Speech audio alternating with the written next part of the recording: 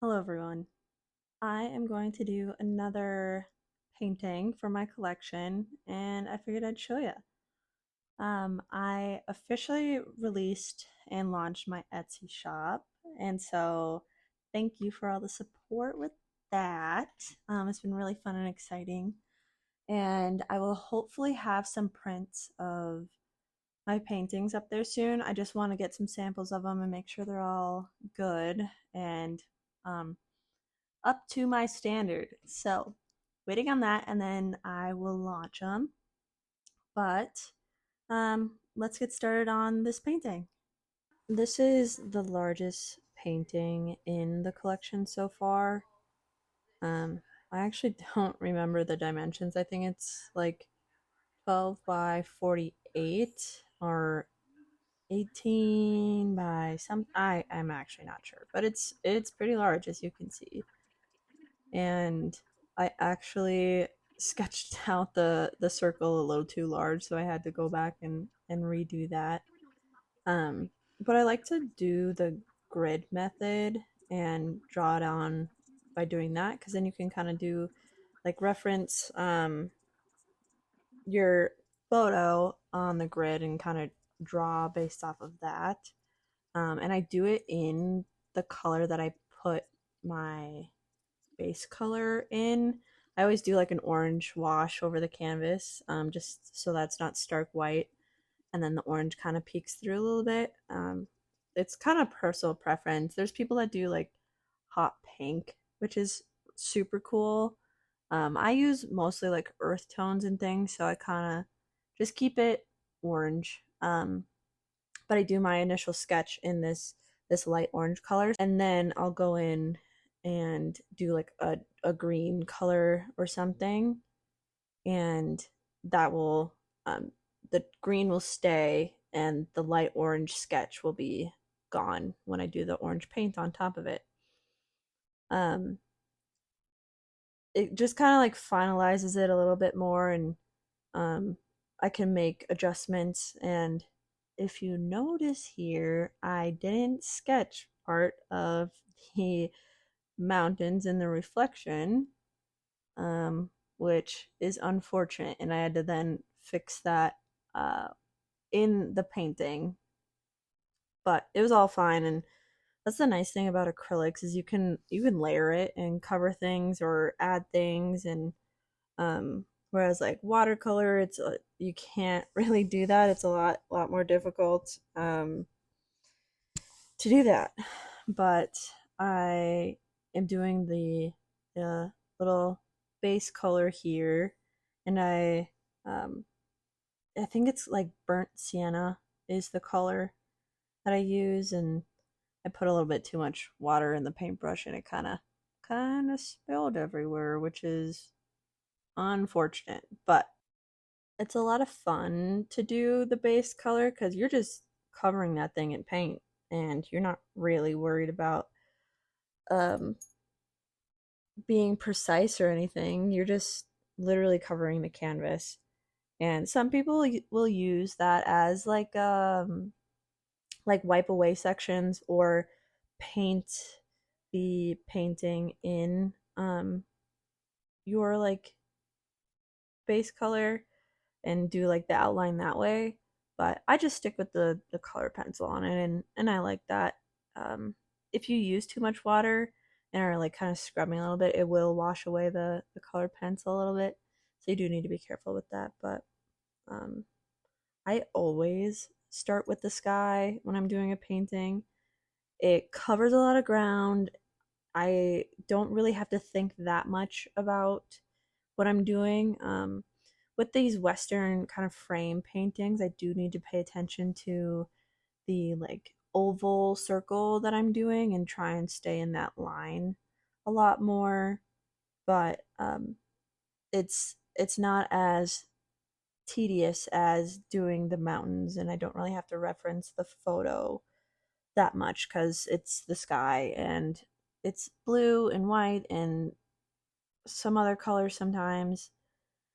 And I just really enjoy painting the sky and then like painting the reflection, and it takes up a lot of a lot of the canvas, and so it's not so intimidating that you have like a ton left, you know. I do have to go in a couple times and do a few layers because, as you can kind of see, it is a little see through, not so opaque, and that allows me to just get a base coat on it and just cover it. And then if I need to add more blue or add more white or just add different colors, it allows me to kind of see that better and make that adjustment. You know, let me tell you a little bit about this place that I am painting. It's up in Glacier National Park, actually, and the first time that I had gone to the park, I had a 3-day weekend actually from work, and I kind of on a whim decided that I would drive up here. I had never been, but I always heard it was beautiful and had seen the photos and it looked like it. And I wanted to see that too.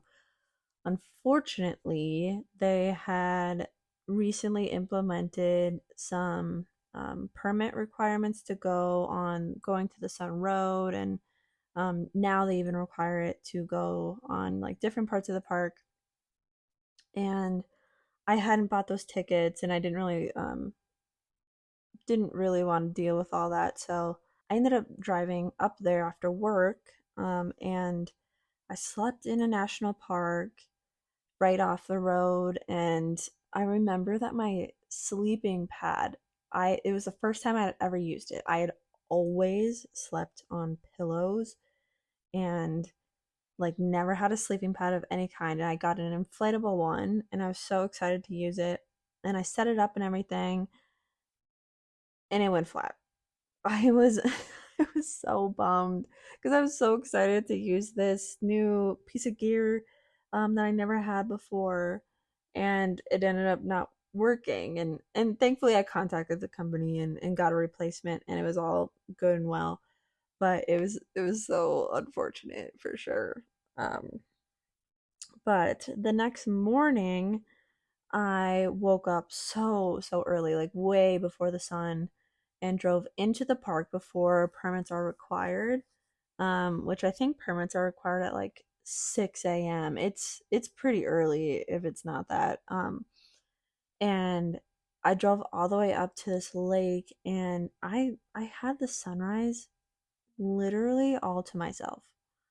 I don't know how that was possible and how that happened, but oh my gosh, was it beautiful. There were loons swimming around, making their call.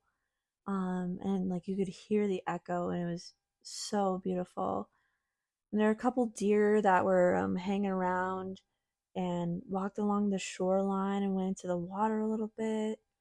And it was so exciting because I had recently moved to Montana, and I it was unbelievable, this experience. And since then I have been back many times and always try to make it over to this one. And I actually had an incredible sunset here once.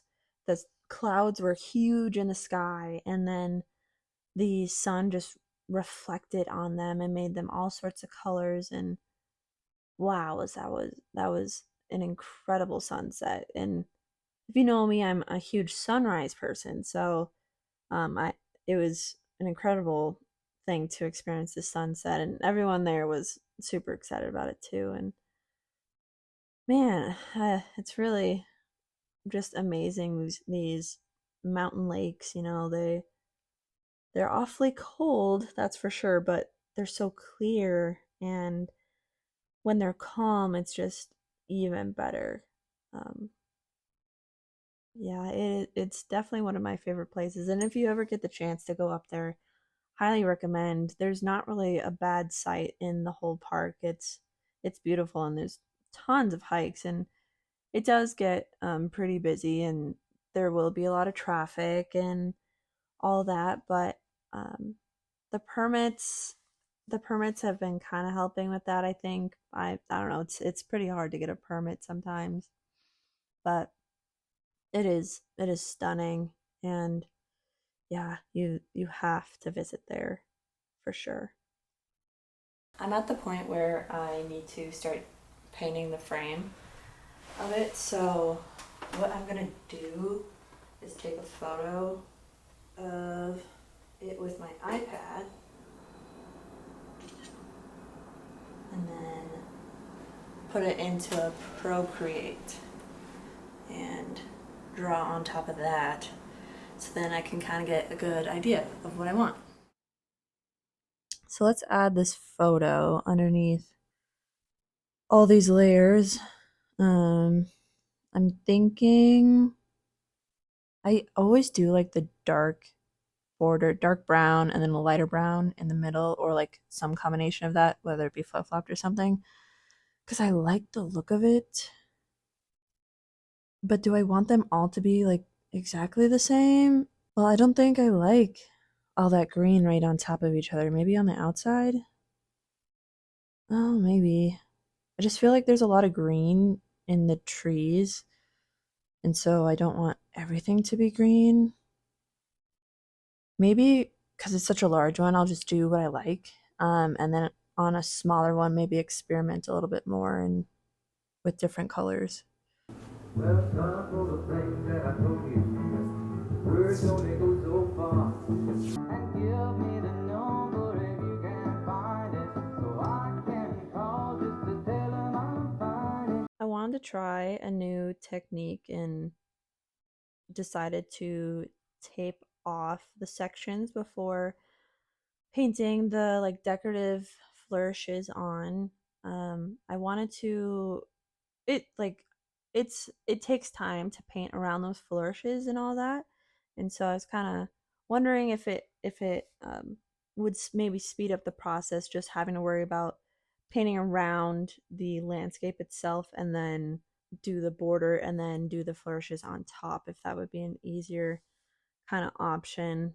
Um, because I do need to do multiple layers with this paint, and usually around three, I would say. And so having to paint around the decorative pieces is super tedious, and the paint kind of dries a little quickly because it is acrylic. I don't use oil. I don't have the space to store um, oil paintings while they dry, or the ventilation for them. And plus, it's just expensive, and I am also just kind of an impatient person, and I don't think I could wait for oil paintings to dry truly.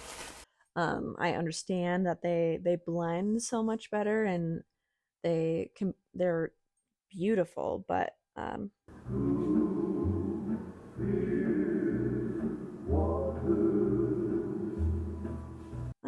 kind of an acrylic person, at least for now, and maybe in the future I'll switch over and I'll watch this video back and be like, "Oh my gosh, I can't believe I've been using acrylics for so long."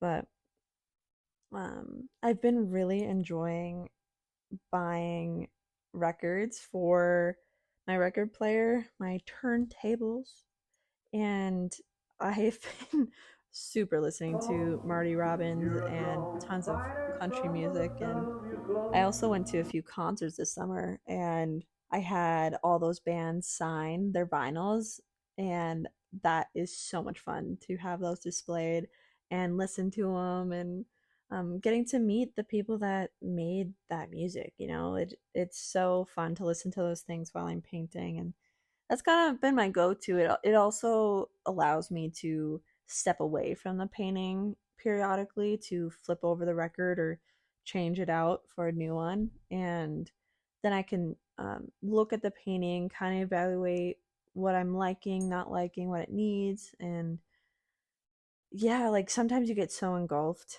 in the painting itself that like you don't really see what's happening or going on. So yeah, I've been super loving having these turntables. I'm really happy with what I got. Um and love going record hunting and going to the little vinyl shops and all that. yeah, let's finish this painting up here. I also love adding these bronze kind of metallic details to it. It just gives it a nice little pop and reflective. It's just so pretty, and that's my favorite part by far. All right, here is the finished painting. Super happy with how it came out. Um, this is one of my favorite places that I've ever been to, and I'm really happy to have put it into some artwork. I tried a different process with this one, with taping out the edges first and then doing the designs after. And it made it go by quicker, but having to deal with the chalk of it wasn't super great. And there is like a ridge line now where the line kind of was. So then the design sitting on top, you can kind of see it, but it doesn't look bad by any means. I really do like it. But I don't know which way was the better way to do things, you know? But I hope you like watching the process of this painting and like it if you liked it. Subscribe if you want to. And I'll see you in the next one. Bye.